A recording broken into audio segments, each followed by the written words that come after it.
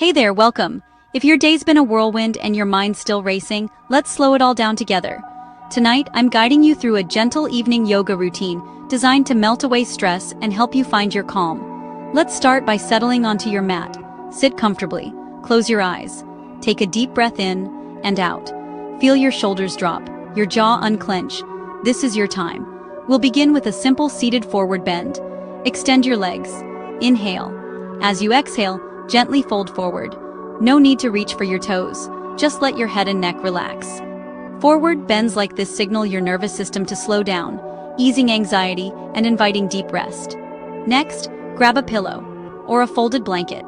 Come into a supported child's pose, knees wide, big toes touching. Rest your torso over the pillow. Let your forehead sink in. With every breath, imagine tension melting away from your body. Supported poses like this are amazing for calming the mind and preparing for restful sleep.